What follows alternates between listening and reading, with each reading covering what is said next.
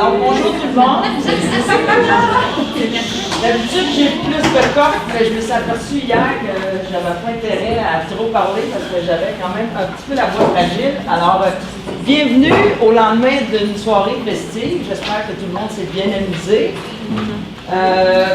Écoutez, moi, ma tâche ce matin, c'est en fait d'introduire un peu la conférence de Ruth. Donc, je vais vous raconter un petit peu une histoire, la mienne, un peu la sienne aussi, et comment cette collaboration-là est née, en fait. Donc, moi, je dis que nos trajectoires se dessinent, se précisent souvent selon des modèles qu'on a rencontrés dans notre vie.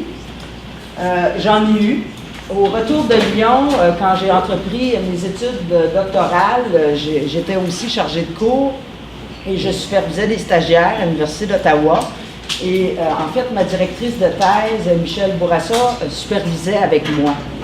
Et elle m'a appris beaucoup, beaucoup. J'ai en mémoire des étudiants, entre autres, de minorités visibles, c'est comme ça qu'on les appelle, j'ai jamais été très... Et puis, il éprouvait énormément de difficultés, d'une part parce qu'il devait s'adapter au contexte et tout ça, et il n'y en avait pas beaucoup à l'Université d'Ottawa à cette époque-là. Et je me rappelle être retournée avec Michel 3 fois, 4 fois, et je me disais, mais ça va pas. Mais Michel était déjà dans une posture d'accompagnante, et elle savait, elle connaissait les enjeux, tout ça. Donc, il y a eu je dirais un premier son de cloche. Et en fait, je me suis écrit des choses pour ne rien oublier.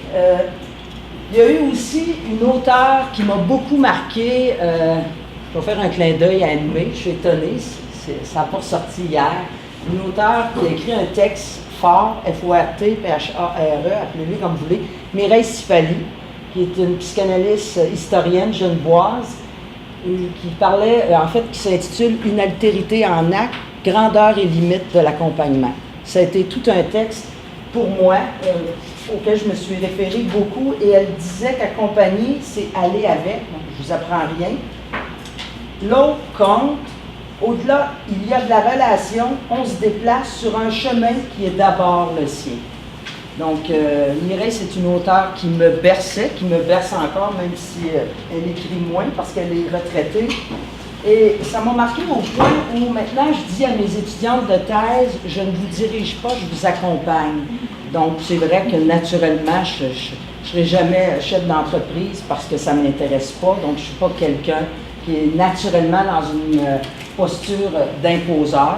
J'ai pas de mérite, c'est pas moi. Ça veut pas dire que parfois j'ai pas à mettre ce chapeau, mais naturellement, c'est pas la posture qui me vient spontanément. Je ne sais pas si l'adage qui mentionne que les amis de nos amis deviennent nos amis, mais Michel m'a présenté Ruth. Et Ruth, à l'époque, travaillait au bureau d'aide aux étudiants à l'Université d'Ottawa, et ça faisait très, très longtemps. Et moi, je faisais de la supervision. On accompagnait des étudiants en difficulté. Je savais que Ruth était spécialisée avec les difficultés des étudiants. C'est une orthopédagogue. Elle vous en dira peut-être plus que moi. Mais jamais on s'est parlé de, donc, est-ce qu'il pourrait éventuellement, potentiellement, avoir un lien avec le fait que certains étudiants éprouvaient des difficultés en stage, surtout, pas qu'on ne les voyait pas à l'université, mais il y avait, de par le travail de Ruth, je vous raconterai une anecdote si elle ne m'empêche pas de parler tantôt, il y avait plein de choses qui étaient instaurées, qui se sont instaurées au fil du temps à l'université. On donnait plus de temps pour un examen, on leur permettait d'utiliser certains logiciels, ainsi de suite. En stage, c'est souvent là où ça cassait parce que l'étudiant se retrouve seul face à son maître de stage, face à un groupe, il ne peut pas tellement se cacher. Et on avait balayé beaucoup dans la cour des formateurs de terrain qui devaient se tenir debout, composés souvent avec des difficultés. Ils n'étaient pas préparés du tout pour aider, accompagner, former ces stagiaires-là. Et tout ce temps-là, Ruth et moi, on se parle, on est des amis, et jamais, ça a été très long avant que ça vienne. Donc, je dis toujours, je ne la battrai jamais dans les sports, mais elle ne me battra pas pour tout ce qui touche le fait de partir des plants de tomates, des poivrons. On a chacune nos forces. Mais moi, je dis, les stagiaires en situation de handicap sont chanceux d'avoir une Ruth Filion. Et puis, en fait, ce qui m'avait frappé en 2017, puis là, je vais arriver au pourquoi du pourquoi qu'on est ensemble ici ce matin, on faisait partie d'un REF où il y avait entre autres Mireille Sifali, puis Fouki. On était à une table de psychanalystes, j'avais perdu des bouts un peu, là, chacun. Oui. Et Ruth racontait un petit peu comment elle avait convaincu le doyen de la faculté de génie à l'Université d'Ottawa. Puis là, je vous parle de quelque chose qui est antérieur à l'effondrement du viaduc de la Concorde en 96, si je ne m'abuse. Lui, il disait, écoutez, Mme Filion, c'est bien beau, les étudiants en situation de handicap, là, mais regarde, si elle prend sa calculatrice, fait ses calculs, là, je ne serais pas rassuré de passer sur un pont ou sur un viaduc. Et Ruth lui avait dit, moi, je serais plus rassuré de savoir qu'il a vérifié 2-3 fois de passer sur un viaduc. Je serais peut-être plus rassuré, puis je serais moins inquiète du fait qu'il pourrait s'effondrer éventuellement. Ça a été l'argument. Après ça, ce gars-là est devenu son fidèle allié. Et Ruth a été vraiment une pionnière, une chef de file pour mettre sur pied. Ça a été très long avant qu'elle décide de franchir la barrière. Elle voulait rester pragmatique sur le terrain, travailler sur le terrain. On tirait pour qu'elle s'en vienne du côté des universitaires. Elle résistait. Et finalement, elle a décidé de faire le saut pour le plus grand plaisir de l'UQO. Alors, donc, à un moment donné, on s'est parlé et puis on s'est dit, est-ce qu'il n'y aurait pas des choses sur lesquelles tu travailles qui pourraient m'éclairer, moi, comme accompagnatrice, parce que j'étais responsable pédagogique des stages et je rencontrais beaucoup d'étudiants qui éprouvaient des difficultés. On entendait toutes sortes de choses que vous connaissez, problèmes de confiance en soi, pas être capable de savoir quand c'est le temps de dire ou de ne pas dire une farce plate ou drôle, bon, des choses comme ça. Et de fil en aiguille, moi avec mon groupe Rêve, on avait fait une espèce de recherche. Regarde, c'est vrai que j'avais des transparents, mais je voulais te dire. On a fait une première étude auprès des enseignants associés pour savoir un peu comment ils se positionnaient par rapport au fait de former des stagiaires en situation de handicap, tout ça. Et ensuite, Ruth et moi, on s'est mis à collaborer de manière plus intensive. Donc, c'était ma grosse partie de la conférence de ce matin parce que je pense que c'est Ruth, la chef de file, et puis j'ai envie de lui donner la place. Est-ce que je suis dans mon temps? Okay. Parfait. Merci, Christian. Bienvenue. On va aller m'asseoir. Bon, bien, oui, je prends le relais. Bonjour à tout le monde. J'ai l'air scolarisante. Je vous ai donné le PowerPoint parce que je sais qu'il y a des personnes, selon leur profil cognitif, qui préfèrent seulement écouter, donc suivre en même temps. Je me suis dit, pas à moi à décider, vous faites comme vous voulez, en autant que vous écoutiez aussi en même temps. Et je vous mets dans une intention d'écoute pour se préparer à l'activité qui va suivre, qui s'appelle, on appelle ça l'analyse de pratique, analyse réflexive, peu importe. Après, il y a des activités où on est encore en réflexion ensemble. Donc, ce que je vous propose, c'est de noter ce que vous voulez absolument vous rappeler. Dites ça, je veux absolument le retenir. C'est trop, trop important. Et évidemment, vous notez vos questions parce qu'elles vont être prises en compte plus tard. Alors, ce que je vous présente aujourd'hui, c'est les travaux issus d'une recherche qui n'est pas terminée, qui est en processus depuis à peu près 2 ans. Je vais parler de la problématique assez rapidement, mais vraiment qu'on soit au diapason. Je sais que la plupart des personnes ici la connaissent très, très bien, mais qu'on sache exactement de quoi on parle quand on parle des étudiants en situation de handicap et les fameuses mesures d'accommodement et d'accompagnement. Ensuite, évidemment, je présente les objectifs de la recherche, suivis de quelques éléments méthodologiques aussi pour comprendre comment nous avons fonctionné pour arriver aux résultats et interprétations des données et mettre évidemment l'accent. Vous allez voir que je mets beaucoup l'accent sur l'accompagnement. Et vous voyez qu'il y a un cadre conceptuel qui est manquant. Il aurait porté sur l'accompagnement. Donc, hier, il y a des gens qui ont très, très bien fait le travail. Je me sens très, très libre de ne pas présenter un cadre conceptuel sur l'accompagnement. Merci d'avoir fait le travail en amont. Alors, qu'est-ce qu'on entend par étudiants en situation de handicap? Il y a 9 types de handicap regroupés en 2 catégories. Et on les divise encore entre la catégorie traditionnelle et la catégorie émergente. traditionnels parce que ça fait longtemps qu'ils sont sur les bancs universitaires et ça fait longtemps qu'ils sont reconnus par la loi. C'est surtout ça qui est important de revenir, reconnus comme étant en situation de handicap. Donc, on parle d'étudiants ayant une déficience auditive, visuelle grave, motrice, organique, trouble de langage et de la parole. Et on a notre autre groupe qui s'appelle encore étudiants émergents, bien que ça fait à peu près 15 ans qu'ils sont vraiment en augmentation sur les bancs d'école d'université. Et puis, pourquoi ils sont là? Parce que ça fait à peu près 15 ans qu'ils sont reconnus par la loi comme étant en situation de handicap. On a 20 ans de retard sur d'autres provinces canadiennes. Ça, c'est un autre débat. Alors, cette catégorie-là regroupe les étudiants ayant un trouble d'apprentissage, trouble du déficit de l'attention avec ou sans hyperactivité, trouble de santé mentale et, dans une moindre mesure, trouble du spectre de l'autisme. Ces étudiants, bien que ça fait depuis 15 ans qu'ils sont en nette augmentation, ce qu'on constate par la ligne jaune, que ceux qui font partie de la condition, une des conditions dites émergentes, qu'on pourrait appeler moins perceptibles. Certaines personnes disent invisibles, je ne suis pas du tout d'accord. Quand on a un trouble du spectre de l'autisme, c'est pas invisible. Puis il n'y a personne d'invisible, il n'y a pas de condition invisible. Donc moi, je refuse cette terminologie-là. D'office, je vous le dis. Alors, pour moi, on trouve quelque chose, un terme qui va pouvoir les désigner. Peut-être qu'un jour, on n'aura plus besoin de les désigner, ça sera tant mieux. Mais pour le moment, ça nous permet de situer les deux catégories. Alors, dans les populations émergentes, il y a encore une nette augmentation, encore depuis les 5 dernières années.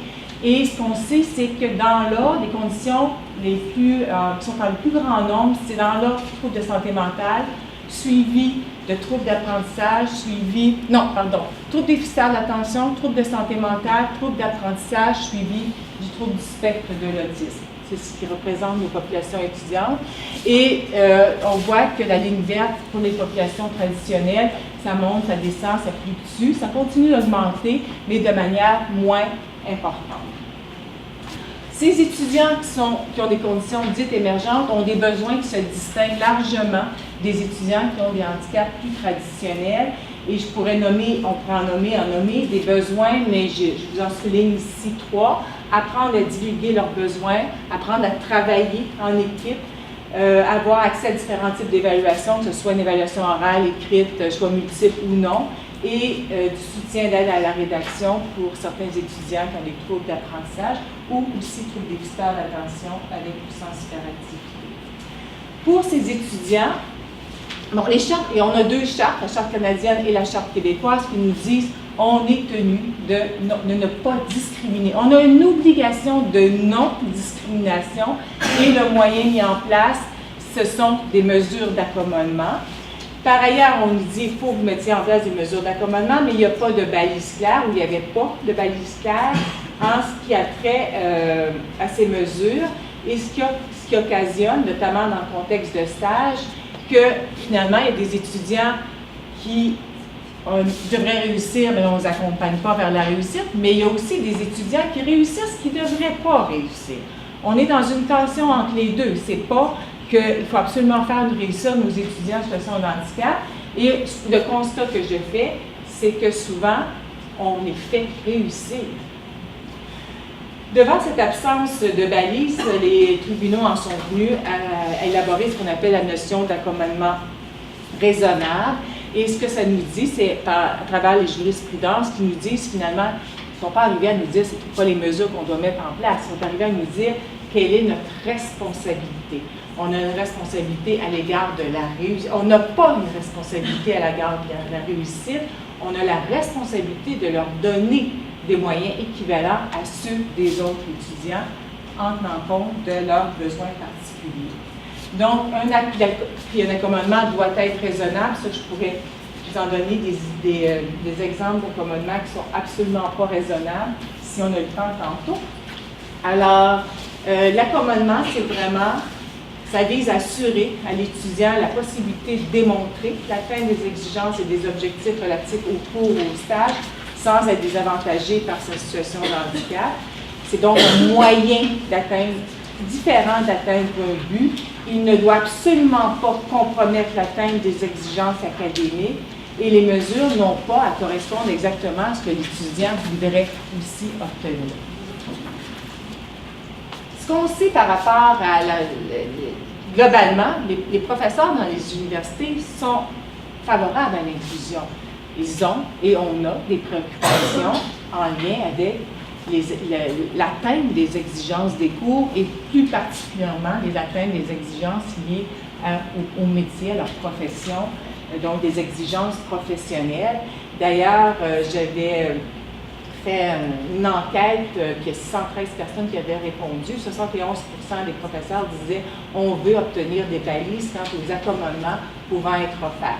Suite à ça, j'ai élaboré un guide sur les mesures d'accommodement et d'accompagnement en contexte de classe et de cours qui navigue à travers le Québec sur Internet et gratuit. Mais il n'y a toujours pas, à l'heure actuelle, de balises spécifiques au contexte de stage pour les programmes professionnalisants.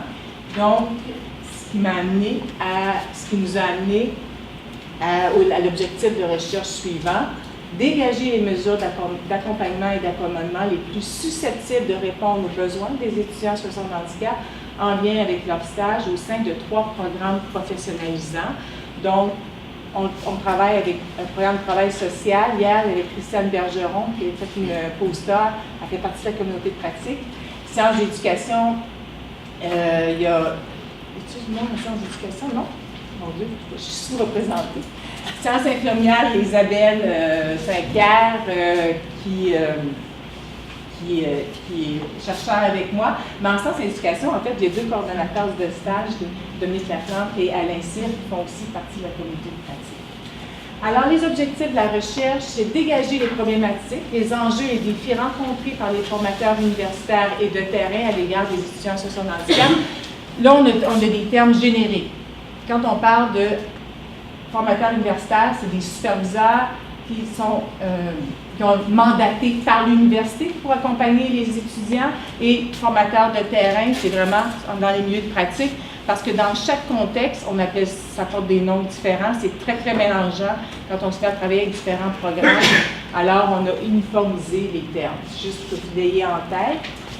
Le deuxième objectif, répertorier les mesures d'accompagnement et d'accommodement existantes et en identifier de nouvelles en vue de pallier les problématiques préalablement soulevées. Puis le troisième, expérimenter, analyser et ajuster ces mesures afin d'augmenter leur pertinence dans l'atténuation des obstacles à l'apprentissage rencontrés par les étudiants en situation de handicap. Et ce qu'on veut arriver à faire, c'est de dégager des profils, situation de handicap, besoins, mesures spécifiques à l'un ou l'autre des programmes. Donc, qu'est-ce qui est spécifique, qu'est-ce qui est générique, qu'est-ce qui est spécifique, qu'est-ce qui est générique? C'est ça qu'on veut arriver à examiner. Donc, sur le plan de la méthodologie, ça va de soi qu'on devait procéder par une recherche-action collaborative parce que ça fait appel à l'intelligence collective et la participation de chacun. On avait besoin de l'implication des parties prenantes, donc de nos formateurs universitaires et de nos formateurs de terrain. Et puis, le levier qu'on a pris pour favoriser cette implication, ce sont des communautés apprenantes qui est une modalité reconnue pour favoriser l'engagement mutuel au sein de groupes qui partagent les mêmes préoccupations. Alors, on a 3 communautés apprenantes. Une en sciences d'éducation, ça fait à peu près 17 mois qu'elle est en marche. Il y a eu 10 rencontres formelles, parce qu'il y a toujours des rencontres pour travailler en sous-groupe aussi. Il y a 13 participants. Puis ce que je trouve intéressant, c'est que il y a des gens qui s'ajoutent. Il y a 2 autres personnes qui vont s'ajouter au mois de juin. On continue à s'agrosser les communautés, c'est extraordinaire. Ça veut dire que ça répond vraiment à un besoin. Travail social, il y a 5 participants. Ça fait 12 mois. On a eu 5 rencontres. Puis le LUCAC paraît parce qu'on a Christiane Bergeron-Leclerc qui s'est joint à nous. Puis on est en train d'intégrer aussi les orthopédagogues de l'UQO et de l'UQAC, l'Université du Québec à Chicoutimi. Donc, on est en train, ça grossit aussi. Et en sciences infirmières, il y a 12 participants. Et il y a l'UQO, puis il y a 2 cégeps qui se sont joints à nous. Je ne sais pas s'il y en aura un 3e, ça se peut. Et puis, c'est vraiment très, très enrichissant. On va y revenir. Et ce qui est intéressant ici, vous avez même un directeur du module qui a tellement cru à la communauté apprenante, qui est impliqué, Ça, c'est exceptionnel. On n'a pas normalement des personnes qui sont dans la direction, sont moins engagées dans ce type de communauté, qui est quand même exigeant en termes de temps. Donc, sur le plan de la méthodologie, en fait, on procède toujours par une collecte, une analyse de données qui se fait dans un processus itératif. Donc, on fait à chaque rencontre, on collecte des notes de discussion, un matériel de réflexion, des synthèses, et puis il y a une validation qui se fait d'une rencontre à l'autre, et puis plusieurs rencontres se font par l'entremise d'outils de gestion, de recherche-action participative. Je pense que certaines personnes connaissent le SAS2. D'ailleurs, le carrousel, hier, fait partie de ces outils-là. Il a été un peu édulcoré. Il y a une autre façon de procéder que le carrousel, mais le ruminage, qualification, contribution et faisabilité, ce sont des outils qu'on utilise en processus de réflexion. Puis, ça serait une autre conférence. Je n'entre pas là-dedans, c'est des détails, mais c'est des outils qui sont fort intéressants pour réfléchir ensemble. Alors, j'en arrive aux résultats et l'interprétation. Donc, le premier objectif, dégager les problématiques, les enjeux et les défis rencontrés par les formateurs à l'égard des étudiants en situation de handicap en contexte de stage.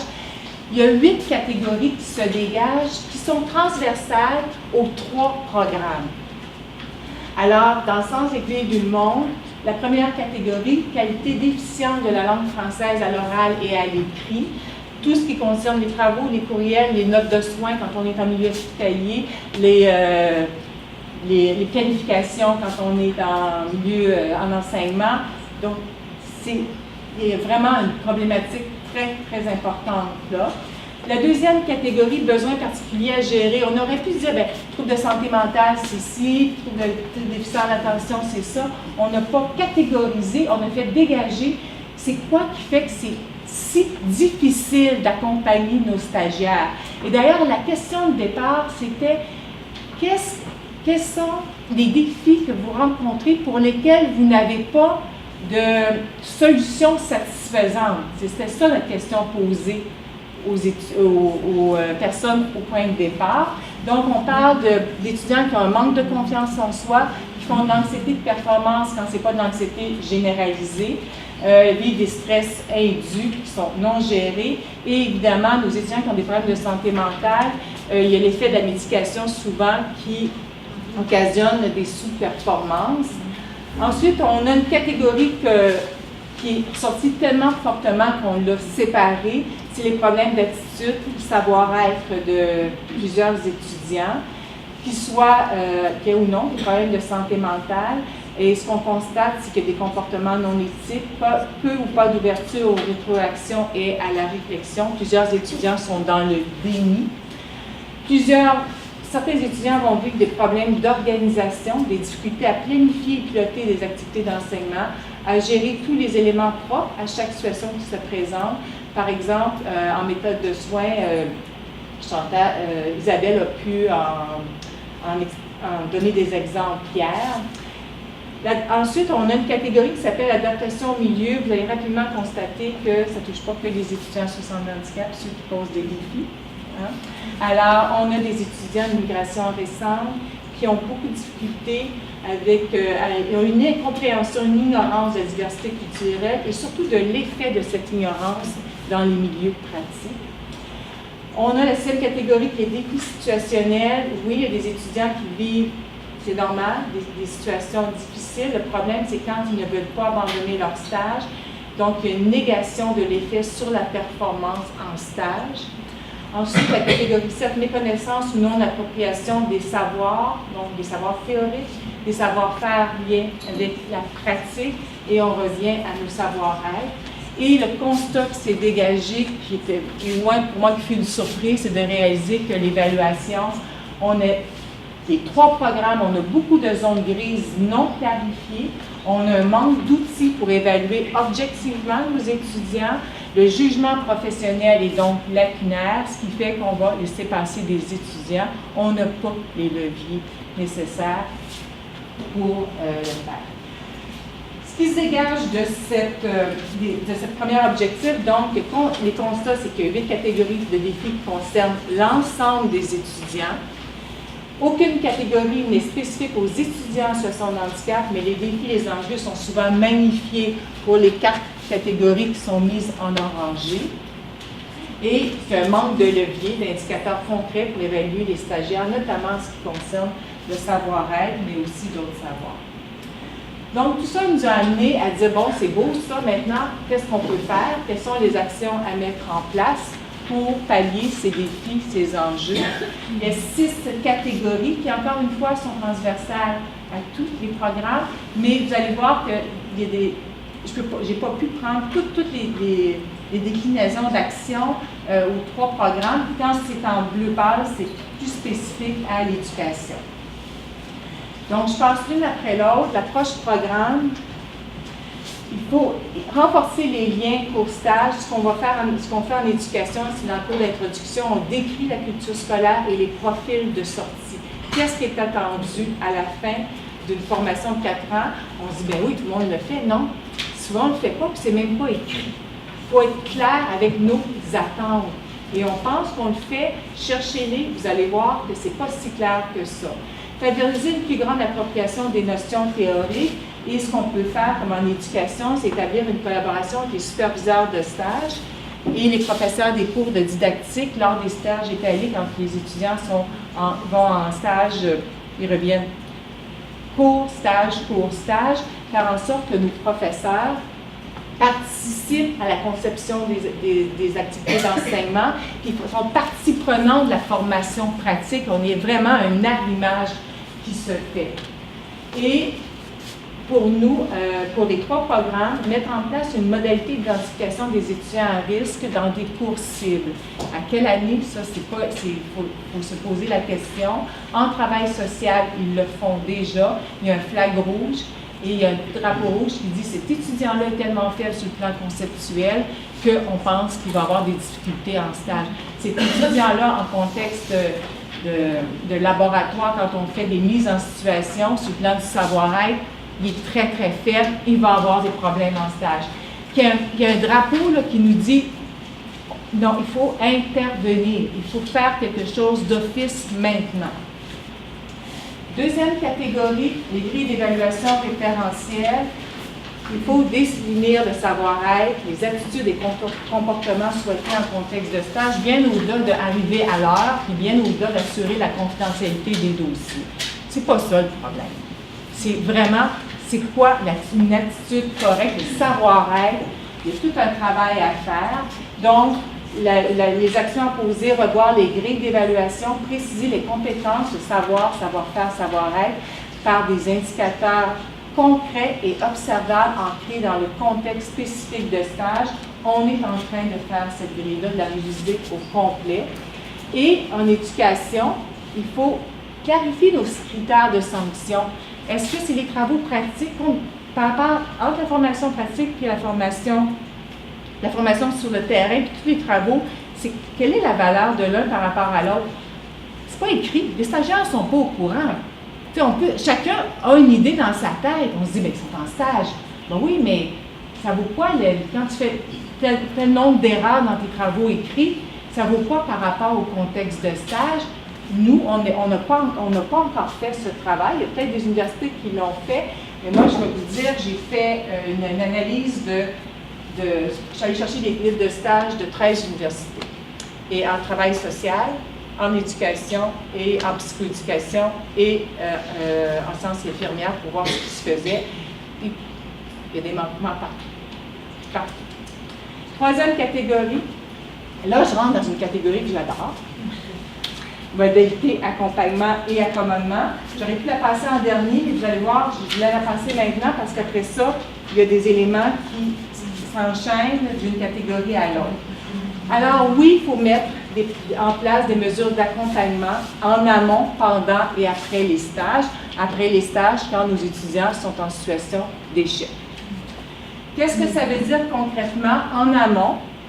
Et Isabelle Saint-Pierre pourrait en témoigner. En sciences infirmières, il est plus que temps qu'on se pose même la question, est-ce qu'on accepte nos étudiants faibles en français? Est-ce qu'on les oblige à suivre un cours avant qu'ils commencent leur formation universitaire. C'est la question qui se pose en sciences infirmières. Et la question qu'on se pose, nous, c'est pour nos étudiants très faibles, est-ce qu'on va aller vers des cours d'appoint obligatoires en français comme auditeur libre, ayant un statut particulier, on est à se poser la question. On n'a pas encore défini. Et on est en train d'élaborer un atelier pour les étudiants nouvellement arrivés au pays, qui va se mettre en marche bientôt. Pendant le stage, plusieurs d'entre vous connaissez la vidéoscopie. Certains vont l'utiliser en séminaire de stage. Là, la question qu'on s'est beaucoup posée, comment allons-nous l'utiliser et dans quelle perspective? Et c'est clair qu'en sciences infirmières, en laboratoire, ça se fait très bien et on constate l'effet très intéressant. L'étudiante qui est en déni, elle fait des manipulations sur le mannequin, elle est filmée, elle peut s'observer et elle constate, elle reconnaît les difficultés. En éducation, on s'est dit, OK, est-ce que c'est pour tous nos étudiants, pas seulement ceux qu'on dit qui sont en difficulté? Et si on veut le faire dans une logique de bienveillance, comment on va le faire pour pas que ce soit, tu t'en vas vers l'échec puis tu es obligé de faire de filmer. Fait qu'on a établi nos bases, on a clarifié l'intention de la vidéoscopie et ses règles, on a créé un document à cet effet. On a travaillé fort, hein, Dominique? Et c'est disponible. On a le document, c'est disponible, tout est fait, mis en place. Moi, j'ai voulu l'utiliser cette session-ci, mais la journée que l'étudiante devait l'utiliser, j'ai compris que ça en allait vers l'échec, puis j'ai dit, peut-être pas une bonne idée que tu utilises la vidéoscopie aujourd'hui. Humainement parlant, il faut savoir aussi être dans la bienveillance en tout temps. Et la troisième catégorie, utiliser les aides technologiques. Le tableau numérique interactif pour la formation à l'enseignement. Moi, j'ai une étudiante d'orthographie qui l'a utilisé cette année et je vous ai imprimé, grâce à Nancy, des documents qui vous disent exactement c'est quoi son objectif, comment il l'a utilisé. Je vais vous en parler tantôt, mais ça a été un succès. Premier cycle, une étudiante très dysorthographique qui utilise son lexibar, son outil d'aide technologique qu'elle utilise pour corriger ses fautes orthographiques et grammaticales, qui le branche sur un tableau interactif, qui enseigne avec le tableau interactif et qui ne présente aucun problème. Ce n'est pas du tout apparent. Donc c'est une grande réussite à suivre et elle est au premier cycle. Quand elle va être au deuxième, troisième cycle, je verrai si ça suffit, mais si ça fonctionne. Et là, j'arrive dans le pendant et après. J'en arrive à la fameuse roue socratique. Certaines personnes ont déjà entendu parler de roue socratique. C'est un outil que j'ai utilisé beaucoup dans ma carrière d'accompagnante et je l'ai utilisé auprès d'étudiants en milieu universitaire qui étaient exclus de l'université. J'en ai ramené 24 qui étaient prêts à revenir à l'université dans un programme obligatoire. J'ai utilisé la roue socratique, j'ai utilisé l'accompagnement à partir de ces outils-là et 80% ont non seulement réussi leur trimestre, ils ont réussi à diplômer. Donc, c'est un outil que j'utilise beaucoup dans ma pratique.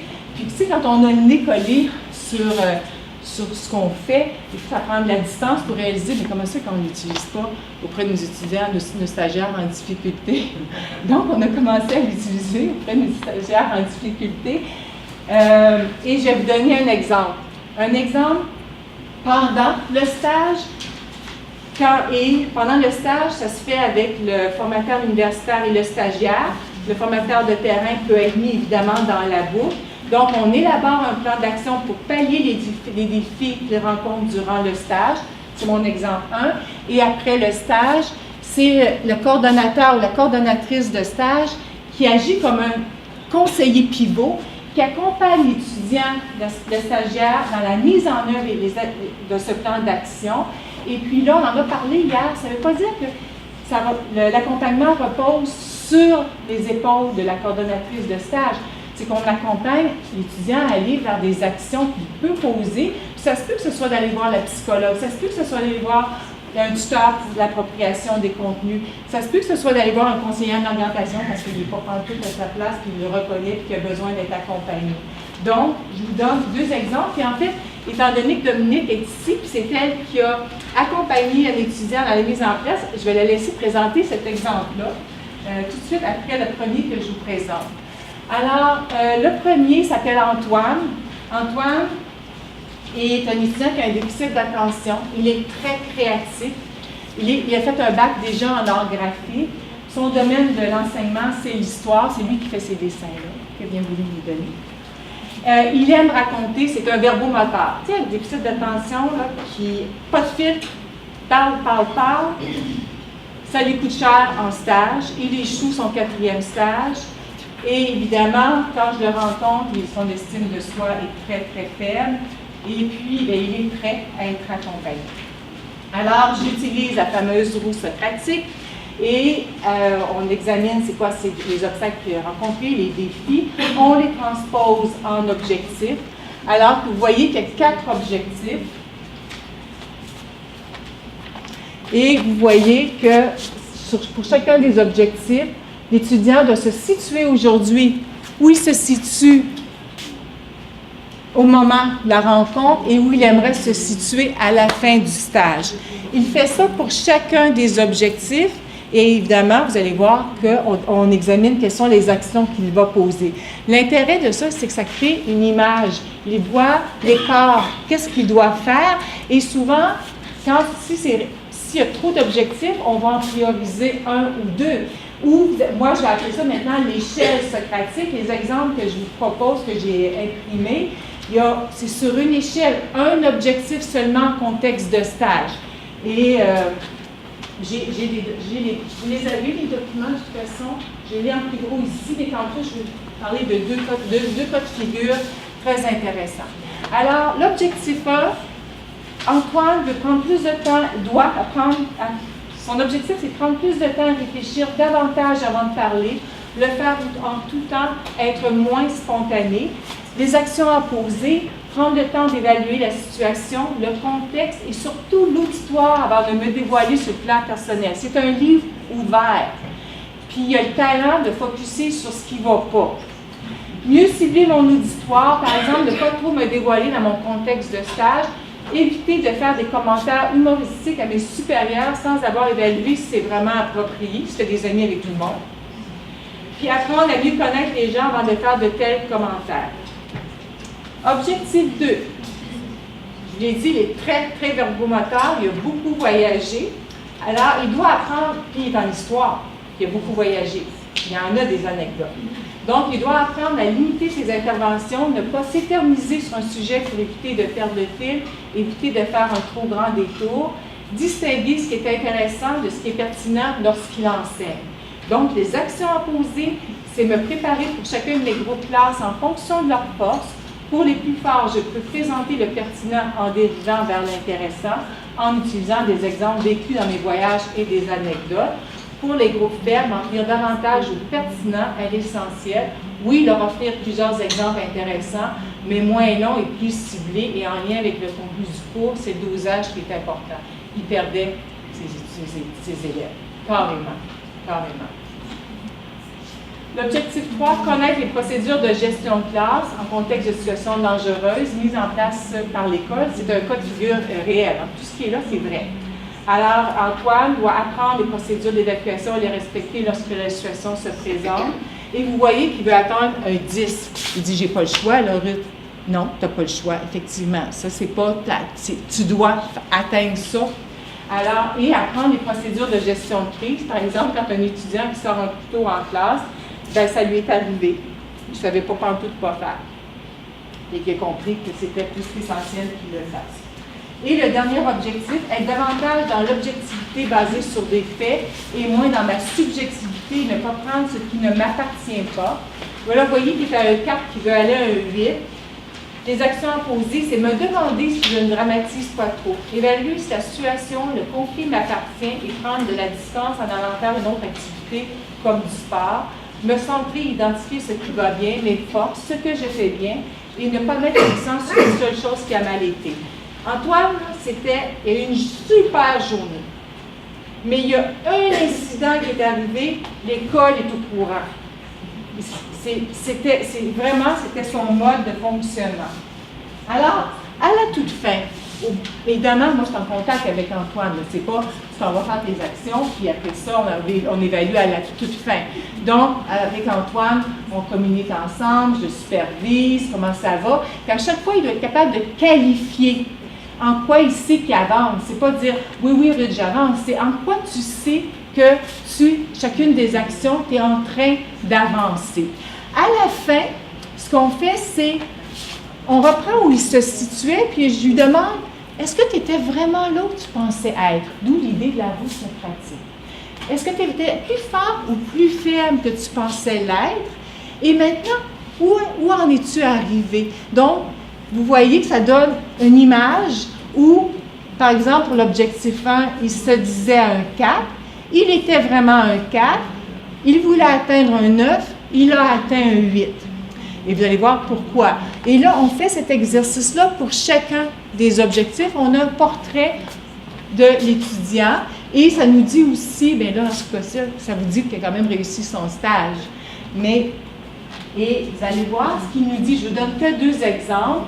Pour l'objectif 2, lors de la révision, distinguer le pertinent de l'intéressant. Il dit, j'avais toujours en tête cet objectif. J'étais plus à un 5 qu'à un 4. Donc, j'étais un peu plus fort que ce que j'avais anticipé, mais je me suis vraiment améliorée. Même mon enseignant associé l'a constaté. Oui, j'ai fait un pas géant. J'ai atteint mon objectif. Et le 4e objectif, qui était pour lui, c'est l'histoire de sa vie. Et c'est ce qu'il me raconte. C'est l'histoire de ma vie que j'ai négociée avec cet objectif. J'étais vraiment un 4, puis j'ai atteint un petit 7, pas un 8, parce que j'ai encore pas mal de chemin à faire pour ne pas me sentir coupable de tout et de rien. Et je vous ai fait une réflexion qu'il m'avait fait après la rencontre, qui nous dit, dans mon intuition, ma subjectivité m'a plus souvent nuit qu'aidé. Je prends tout sur moi sans avoir du recul. Aujourd'hui, cela m'aide d'être intuitif, c'est puissant. L'intuition peut m'aider à accompagner les jeunes. Je les lis facilement, je sais aller les chercher, mais pas toujours. Ce n'est pas toujours évident de prendre de la distance. Par exemple, si un jeune saute une coche, je ne sais pas toujours comment réagir et après, je me fais attaquer. Mais rassurez-vous, il est un super enseignant aujourd'hui. Je vais laisser Dominique présenter le 2e exemple. Ça va me donner la chance de prendre Merci. Alors, bonjour tout le monde. Donc, moi, le cas dont je vais vous parler, je vous rappelle que je suis coordonnatrice de stage à l'ECO et que donc je m'occupe du placement, c'est ce que je disais à certaines personnes hier, des étudiants, mais également de l'accompagnement de plus en plus d'étudiants qui ont des difficultés en stage. Et cette situation que je vous présente, contrairement à celle que Ruth vous a présentée, où est-ce qu'elle se termine bien et que tout est beau, mais la mienne n'est pas terminée. Cet étudiant-là, c'est un accompagnement récent que je fais avec lui et c'est en cours d'action véritablement. Donc, l'étudiant, lui, il est inscrit au préscolaire primaire dans le programme de formation.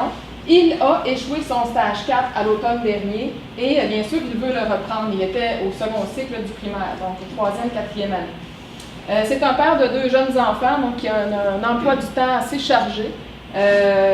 Qui fait en sorte que peut-être il peut moins s'impliquer dans son contexte de stage que d'autres, je dirais, étudiants qui sont d'un âge plus conventionnel, c'est-à-dire qui n'ont pas souvent d'enfants.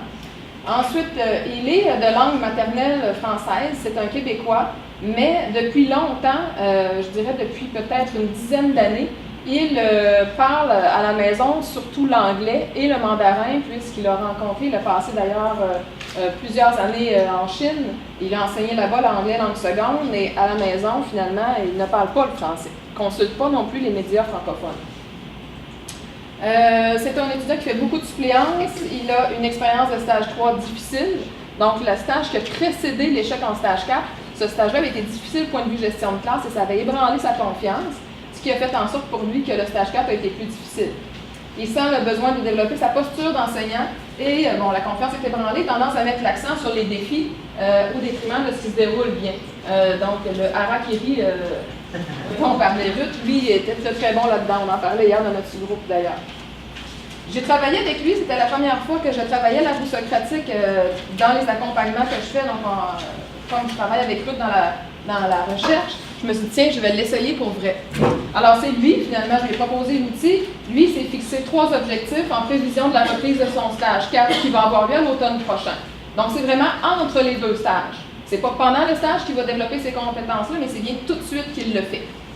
Alors, améliorer la communication à l'écrit, il se dit actuellement à un niveau 2 et il veut atteindre un niveau 7 avant la reprise de son stage. Il veut améliorer la gestion de classe pour passer d'un 5 à un 8 et devenir plus à l'aise devant les élèves, améliorer sa confiance, passant d'un 4 vers un 9.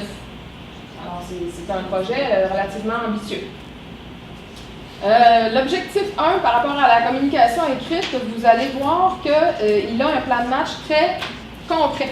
Il veut travailler sur les règles de la langue à la maison à raison de 30 minutes, 5 soirs par semaine. C'est ce qui s'est fixé. Il veut lire des œuvres littéraires à raison de 30 minutes, 3 soirs par semaine. Toujours vérifier ses questionnements ou hésitations quand il enseigne, par exemple en suppléance ou quand il écrit ses travaux universitaires, les valider avec les intervenants autour de lui. Et écouter la radio francophone dans la voiture et visionner des films en version originale française. Je l'ai rencontré, on ne s'est pas reparlé Ruth, mais j'ai rencontré cet étudiant-là vendredi après-midi avant de quitter. Et je voulais valider, parce que je me disais, c'est trop ambitieux, comme on le sait, il est père de 2 jeunes enfants et tout ça. Et il arrive. Il dit, je me contrains, je m'oblige à le faire, j'y arrive, je sens que je retrouve mes moyens au point de vue de la maîtrise de la langue française et de l'écrit. Je me disais tout ça, je me dis, voilà, un étudiant qui se prend en charge. Pour la gestion de classe, les actions posées, bon, il veut étudier des cadres théoriques spécifiques à la gestion de classe pour identifier différentes modalités de gestion de classe à utiliser. Il avait perdu un peu ses repères, il dit je veux me ramener à mes bases théoriques. Rédiger des réflexions ou des incidents critiques, nous c'est un petit peu dans notre jargon, les incidents critiques, suite à ces journées de suppléance, puisqu'il en fait beaucoup, ce qui l'amène finalement à avoir des échanges plus soutenus, plus ciblés aussi, entre autres avec moi quand je le rencontre, on révise un peu ces écrits-là, et puis ça nous permet de discuter ensemble de choses très concrètes. Ensuite, le dernier objectif, il veut devenir plus à l'aise devant les élèves, donc se faire davantage confiance, et il envisage, il dit, je vais oser questionner, demander du soutien ou des suggestions aux personnes ressources, soit les enseignants dans les écoles où est-ce qu'il fait de la suppléance ou moi à titre de coordonnatrice de stage. Et identifier, valoriser mes pratiques d'enseignement qui fonctionnent bien. Alors la dernière fois, vendredi, je l'ai vu, il m'est revenu avec une liste vraiment de choses qu'il apprécie, qu'il fait bien, qu'il veut mettre en valeur dans la reprise de son stage. Et ce qu'on a pu observer ensemble dans cette liste-là, ce qu'il n'avait pas, lui, vu comme bien, c'est qu'on était justement, on pouvait regrouper toutes ces actions-là qui, pour lui permettent d'être dans une zone de confort quand il enseigne. On était beaucoup dans un même cadre théorique. Alors pour moi, c'était finalement encourageant de voir cet étudiant-là progresser dans ses actions. Alors, merci. Je sais que ça fonctionne bien. Merci. Mais ça ne fonctionne pas toujours, parce qu'il n'y a rien de magique. Alors, charge d'accompagnement, je vais revenir tantôt, puis je vous ai mis vraiment il y a 2 feuilles que je vais faire circuler, et c'est deux cas de figure, une en sciences infirmières, l'autre avec mon étudiant en dysorthographie. Vous allez voir comment, à partir d'une échelle, c'est pratique, un objectif, qu'est-ce qu'elle a décidé de faire, moi, c'était quoi ma responsabilité par rapport à ces actions, et ensuite, le retour à la fin de l'année scolaire, et elle doit continuer l'année prochaine. J'ai ça comme exemple, puis je vais les partager aussi. Ils sont très, très, très intéressants. Donc, je reviens à ma 4e catégorie. Vous vous souvenez qu'il y avait 6 catégories. On vient de sortir de la 3e qui était sur l'accompagnement. Donc, il faut revoir des politiques, des règles et des procédures. Donc, on pense que, moi, je pars ici dans le projet en me disant mesure d'accompagnement, c'est tout, ça va être facile comme ça a été pour le guide sur les mesures à mettre en classe. Non.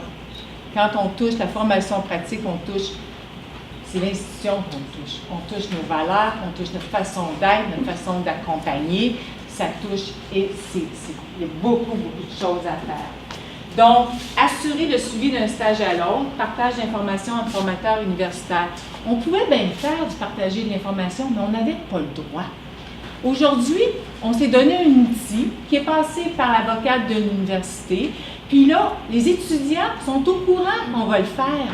Et s'ils ont des difficultés, on va le faire, mais dans une logique de bienveillance. C'est écrit dans le guide de stage. Donc, ça, c'est des choses qui doivent être mises en place.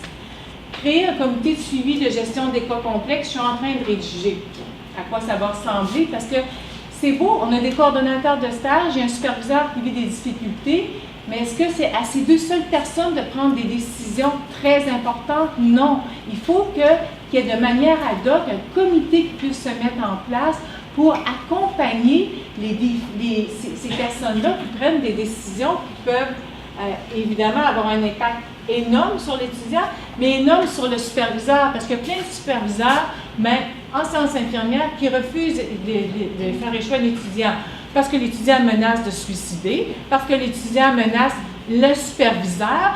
Et c'est fou, là. Moi, ce que j'ai entendu, j'avais aucune idée jusqu'où ça pouvait aller. Donc, c'est important qu'on ait un comité pour s'accompagner et accompagner tout le monde. Et permettre l'abandon en début de stage, l'abandon sans mention d'échec. Moi, j'ai travaillé avec un étudiant, c'est moi qui l'ai mis en échec. C'est un terme que je ne devrais pas dire, c'est pas moi qui l'ai mis en échec, il s'est mis en échec. Donc, troisième stage, il vit un échec et j'ai décidé de continuer de l'accompagner, puis il a voulu que je l'accompagne encore, sans évidemment que je puisse lui garantir la réussite. Il a fait un plan d'action, mais on n'était pas encore, en Dominique, c'était pas structuré comme maintenant. Il s'est pris en charge, mais de façon plus ou moins, il ne s'est pas vraiment engagé. Il a suivi un cours avec moi, mais il ne prenait pas de notes, il n'a pas fait des examens, il n'a pas fait des travaux. Je voyais bien qu'il était présent en salle de classe, je me disais, je ne sais pas comment il arrive à traiter l'information. Mais moi, je me doutais qu'il s'en allait vers un échec. Je me doutais qu'elle allait rentrer dans le mur. On n'a pas de modalité à ce jour pour dire, tu ne vas pas en stage, puis c'est pas un abandon. Tu rentres, soit la première semaine, ça ne marche pas, tu abandonnes sans mention d'échec, ou tu y vas pas en stage, tu n'es pas prêt. Et ça, c'est quelque chose qu'on veut mettre en place aussi. Évidemment, il va devoir s'engager dans un plan d'action, dans un contrat d'apprentissage. La cinquième catégorie, on ne peut pas être contre la vertu, il faut responsabiliser davantage nos étudiants. Donc, toutes nos procédures, tout ce qu'on est en train de mettre en place, il faut que ce soit très, très transparent. Et à partir du moment où c'est transparent et écrit, les étudiants se responsabilisent. Ils ne peuvent pas dire on ne savait pas, puis on veut les responsabiliser. Donc, d'une part, mettre l'accent sur la nécessité de divulguer leurs besoins en amont des stages. Il y a une rencontre en début d'année, on explique aux étudiants qu'il y a un service d'aide pour les étudiants en situation de handicap, mais qu'en contexte de stage, il faut dévoiler leur handicap. Et dans les guides de stage, j'ai élaboré un mémo qui fait partie de tous les guides de stage maintenant. Et c'est un mémo qui parle de bienveillance. On leur explique pourquoi il faut le faire et on est toujours dans une logique de bienveillance. Il faut évidemment maintenir des exigences élevées dans tous les cours et en stage en clarifiant explicitement les compétences à développer. Puis ça veut dire que c'est tous les professeurs, tous les chargés de cours qui sont partie prenante. Il faut que nos étudiants, dès les premiers trimestres, s'ils sont en difficulté, qu'ils le reconnaissent et qu'ils soient accompagnés et il faut qu'ils sachent que le niveau va rester élevé et qu'on ne les fait pas passer dans les cours qui arrivent en stage qui sont en situation d'échec.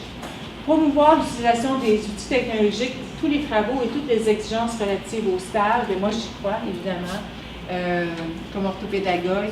Et l'exemple avec mon étudiante orthographique me montre que j'ai raison. Il y a encore du travail à faire. Il faut qu'elle ajoute un logiciel à synthèse vocale parce qu'elle fait des phrases trop longues, trop longues et mal structurées. Mais tout ce qui est orthographe grammatical et lexical, ça va. Donc, encore un travail à faire. Je vais vous donner l'exemple tantôt. La sixième et dernière catégorie, évidemment, il doit y avoir une concertation, une collaboration entre les intervenants. Il faut former tous les acteurs, incluant les directions d'école. C'est certain que les précepteurs en milieu hospitalier, c'est toujours plus compliqué. Il y a des contextes qui s'y prêtent moins, mais dès que ça s'y prête, il faut absolument le faire. Identifier un milieu de stage disposé à accompagner, quand on peut le faire, Dominique le fait. Il faut que nos milieux de stage soient ouverts à la différence puis soient enclins à recevoir ces étudiants-là. Et la direction d'école doit en faire partie prenante et l'enseignant associé. Moi, j'ai une enseignante associée, la direction me connaît, et à chaque fois que j'arrive, oh, Ruth est toute contente. L'enseignante associée, je n'ai pas pensé que c'était important de lui dire que l'étudiante était dysorthographiée. L'étudiante lui a dit dès le départ, dans son projet de stage, puis elle m'a dit, c'est bien plus de travail que je pensais. Mais j'ai dit, on va séparer le travail. Moi, je vais m'occuper de tout ce qui est l'écrit, puis toi, la salle de classe. Puis là, elle était très, très, très soulagée. Et maintenir des rencontres régulières en communauté apprenante quand on a le loisir de le faire. Nous, on va continuer au moins pour 2 ans avec les formateurs de terrain, formateurs universitaires, les coordonnateurs de stage, les orthopédagogues. Les orthopédagogues vont faire partie maintenant des communautés apprenantes. Il faut que les rôles soient clarifiés dans chacun, mais on en a parlé hier, c'est extrêmement important. J'en arrive au début d'expérimentation. Mais vous avez vu qu'on est déjà dans l'expérimentation, mais qu'est-ce qui ressort à date par rapport à l'objectif 3? C'est que finalement, les accommodements, pour nos étudiants qui ont des handicaps traditionnels, on sait quoi faire, c'est beaucoup orienté sur l'accessibilité. Mais pour nos étudiants qui ont des handicaps émergents, il n'y en a pas tant que ça. Des accommodements. Alors, ça touche beaucoup la temporalité. On peut offrir du temps additionnel, des modifications de parcours, donc reporter un stage, prolonger la durée d'un stage. Quand un étudiant, on voit qu'il s'est amélioré, mais on va encore vérifier jusqu'où il peut aller. Étaler le stage sur plus d'une semaine en diminuant le nombre de jours par semaine. Si plutôt que faire 5 jours semaine, il fait 3 jours par semaine, on prolonge le stage pour qu'il puisse faire toutes les heures. Offrir du temps additionnel pour effectuer les travaux en lien avec le stage, mais qui ne sont pas directement quand il n'est pas en présentiel, quand il est en dehors, il n'est pas en présentiel avec les élèves, et reporter la prise en charge autonome. Donc, ça, un étudiant n'est pas prêt à prendre la classe, donc on va reporter d'une semaine, tu vas être encore en observation, puis on va cibler qu'est-ce que tu dois observer, qu'est-ce que tu dois apprendre. Et ça, c'est vraiment la temporalité. Moi, je m'attendais à ce qu'on arrive avec plein d'accommodements. À ce jour, ce n'est pas ce qui ressort du tout. Les aides technologiques, c'est une catégorie d'accompagnement qu'il faut absolument examiner de plus proche. C'est sûr que dans les milieux hospitaliers, ils sont encore à mi-terme. Les notes de soins, ça se prend à mi-terme, ça ne se prend pas à l'ordinateur. Et pourtant, pour qui les aides technologiques ont été mises en place, les fameux dictateurs de synthèse vocale, c'est pour les médecins et les avocats. Chercher l'erreur. Fait qu'il y a un travail à faire à ce niveau-là, puis nous, il faut voir comment ça peut s'intégrer dans nos milieux de pratique, sans évidemment tout bousculer, on ne peut pas tout changer. Et choisir un milieu de stage ouvert à la différence et à l'accompagnement dans les milieux où c'est possible. Je sais que ce n'est pas toujours possible, mais quand c'est possible, oui. Alors, à date, ce qu'on constate, c'est que c'est vraiment l'accompagnement qui joue un rôle central. Et ça exige des formateurs de terrain universitaires une grande ouverture et une grande disponibilité. Moi, j'ai le talent d'aller chercher les élèves, les étudiants en difficulté, et c'est vrai que c'est beaucoup plus de temps que quand on a des étudiants forts. J'en prends toujours un très fort pour me donner un répit, puis je compare, c'est 2 poids 2 mesures. Et le savoir accompagner, l'éthique de l'accompagnement. Mais moi, j'ai des superviseurs qui faisaient passer les étudiants. Pourquoi? Parce qu'on est dans de l'empathie, pas dans de la bienveillance. L'empathie, c'est pauvre petit. Il a fait tellement d'efforts. Puis, il a travaillé fort. Puis, en plus, il échoue, mais il perd de famille, puis il est assis, puis il a trouvé toutes des bonnes raisons pour le faire réussir. Moi, l'année suivante, j'ai cet étudiant-là qui a eu un B. Un B, c'est quand même très bon. Puis là, moi, l'étudiant, pas de problème. Première semaine, panique dans le milieu de stage. Là, je me dis, mais pourquoi? Qu'est-ce qui est arrivé entre le stage 2 et le stage 3? Je rencontre la superviseure, puis elle me raconte qu'elle n'a pas osé le faire échouer. J'aurais pu lui mettre un D, un signal clair qui était proche de l'échec. Non. Tout ça pour dire, c'est de l'empathie. Et la bienveillance, ça oblige une éthique de l'accompagnement. Ça oblige à examiner avec l'étudiant ce qui va pas, qu'est-ce qu'il peut faire pour pallier ses difficultés.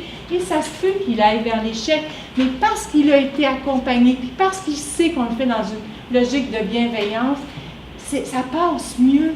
Puis c'est pas magique, mais moi, l'expérience que je vis, c'est un étudiant que j'ai fait jouer dernièrement, j'ai communiqué avec lui et il m'a remercié de l'avoir accompagné. Il a changé d'orientation, il n'est plus en éducation, mais il n'est pas amer face à l'accompagnement qu'il a reçu. Ça, moi, ça veut dire que j'ai fait mon travail. Et le savoir interroger, hier on en a parlé, puis moi je suis en interrogation depuis hier, et nous autres on constate qu'on a de la difficulté à savoir interroger. Souvent on cible les difficultés à la place de l'étudiant, mais est-ce que l'étudiant il comprend pour vrai ces difficultés? On arrive à une espèce de diagnostic, c'est à cause du stress. C'est-tu à cause du stress? C'est pas à cause du stress. Qu'est-ce que j'en sais si je ne sais pas questionner l'étudiant? Alors, je vous donne un exemple ici, qu'on a réfléchi avec des collègues en sciences de la santé. On a un étudiant qui a de la difficulté avec les méthodes de soins. On donne l'exemple de montage d'un solité qui doit le faire dans le temps prescrit, peu importe la situation. Ça, c'est sa difficulté. Il faut amener l'étudiant à préciser son défi. Et l'idée, c'est, on veut le questionner pour lui permettre de comprendre sa difficulté et de bien cibler les actions à poser. Est-ce qu'il s'agit d'un problème d'anxiété relié à la peur de ne pas bien faire, ou est-ce que c'est un problème à transférer un savoir-faire dans une situation imprévue, urgente? Il a appris à le faire dans le bras, là, il fallait qu'il le fasse dans la jambe, pas le soluté, c'est une autre méthode de soin, là. Et est-ce qu'il sait le faire? Est-ce que c'est le problème, c'est le stress, ou c'est le savoir transférer? Alors, il faut savoir poser des questions. Je donne des exemples. Comment expliques-tu cette difficulté? Qu'est-ce qui s'est passé? Comment la patiente a-t-elle réagi? Comment t'es-tu senti lorsque tu as effectué cette approche? Donc, ce n'est pas à moi à dire à l'étudiant, tu vis du stress, tac, tac, tac, puis lui, bien, il ne sait pas exactement ce qu'il a à faire, parce qu'après, évidemment, il doit, sur la rue socratique, définir son objectif et situer les actions qu'il devra poser. Et je vous donne un exemple d'action qu'il peut poser et qu'est-ce que le milieu peut poser pour lui aussi. J'ai un exemple concret à vous montrer. Donc, l'accompagnement joue un rôle central. Ce qu'on sait aussi, c'est que durant le stage, les défis rencontrés doivent être surmontables dans un délai correspondant à la durée du stage. L'exemple 1 pour mon étudiant stagiaire qui a bien réussi, qui avait 4 objectifs réalisables. La majorité, je vous l'ai déjà dit, c'est 1 à 2 objectifs et l'objectif doit être réalisable. Même si c'est 1, ça ne veut pas dire que c'est réalisable en contexte de stage quand l'écart est trop grand. Et après le stage, l'étudiant doit mettre en place, quand il y a échec, c'est l'exemple 2, tel que présenté par Dominique. Donc, l'idée d'avoir un conseiller pivot qui accompagne l'étudiant à identifier ses défis et ses actions à mettre en place pour les pallier. Et donc, ce qu'on constate, c'est que finalement, les modalités d'accompagnement mises en place en 2 stages ne suffisent pas nécessairement à combler les défis si ce n'est pas fait de manière très structurée, accompagnée et qu'il y a un réel engagement de la part de l'étudiant. Il faut que ce soit volontaire. Et on peut obliger qu'il se fasse un plan d'action, mais le reste, les actions qu'il va mettre en place, c'est quand même bien lui, puis il est vacciné, puis il est adulte, puis on ne peut pas faire à sa place, on ne va pas se substituer à sa place. Hein. On est là pour donner les moyens de la réussite, mais pas garantir la réussite. 2 possibilités. Lui refuser donc, d'évaluer au terme du plan d'action si l'étudiant est prêt ou non à aller en stage.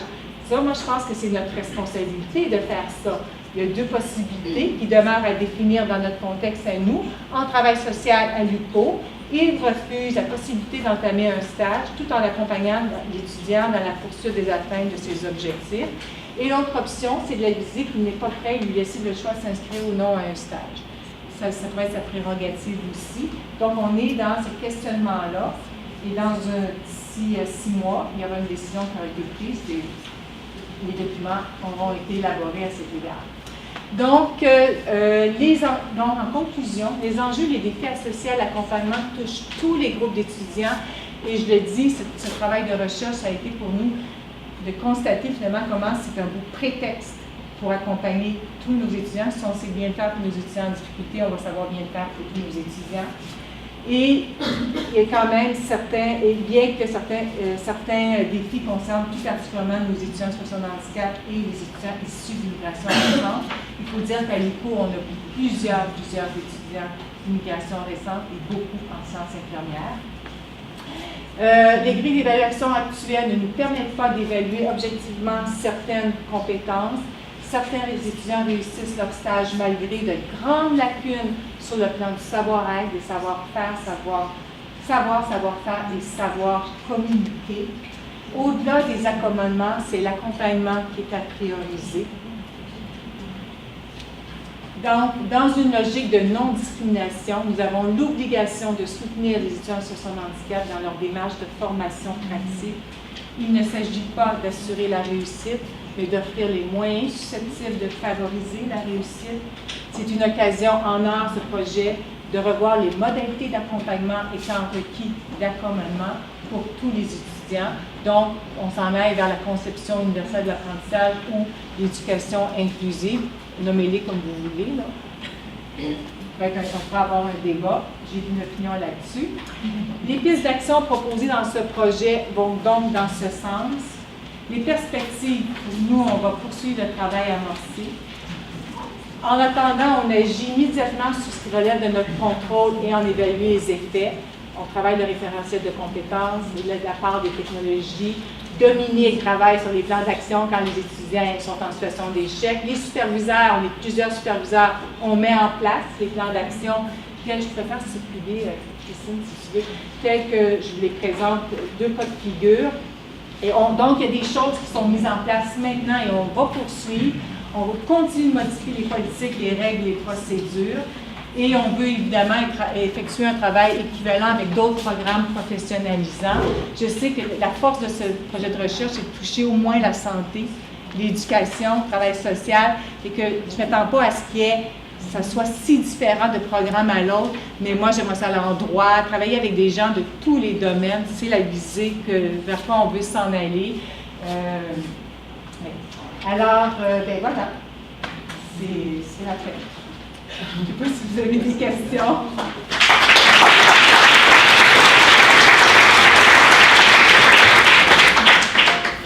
Oui,